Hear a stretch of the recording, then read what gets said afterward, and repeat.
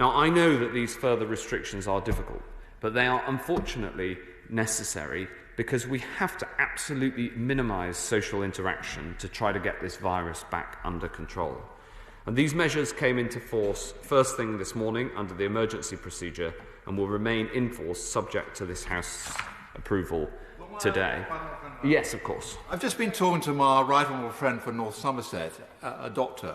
He showed me the ridiculous form he's had to fill in to make this simple jab.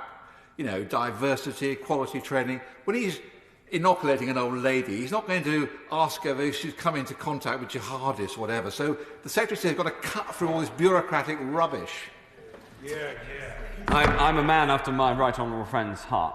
And I can tell the House that we have removed a series of the unnecessary training modules that have been put in place, including fire safety, terrorism, and others.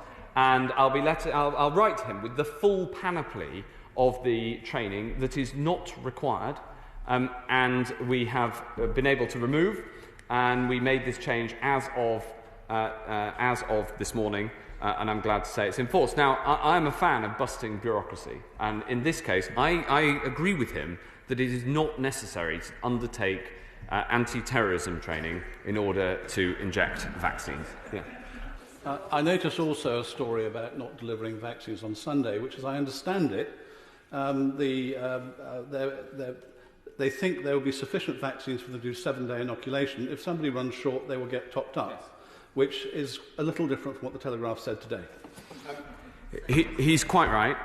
The supply of vaccines can take place on all 7 days of the week, but in a regular way, we do it on 6 days of the week. And then on the 7th day, people can either rest or deliver further vaccine if that's what's necessary. And as a result of this, there has been no point at which somebody in any area has been short of vaccine because of this delivery schedule. We have a challenge, which is we need to increase the amount of vaccine available.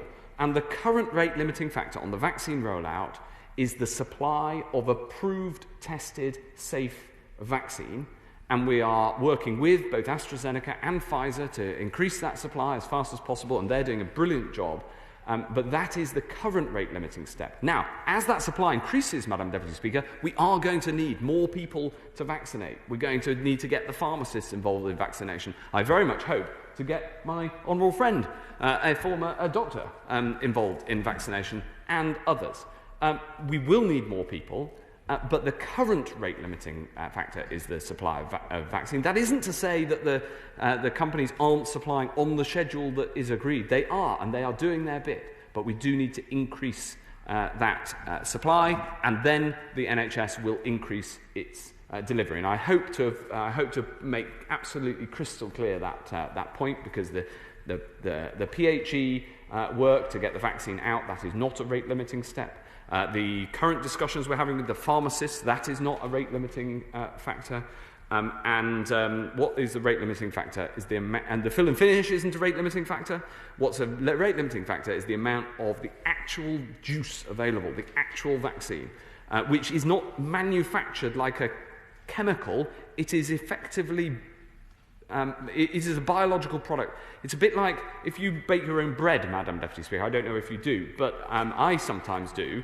And it is a bit like the creation of and growth of yeast. That's probably, it's probably the best way to think of it. It is a complicated and difficult task, and it is, and that is the rate-limiting factor. And I pay tribute to those who are engaged in the manufacturing process of this critical product. Yes, of course.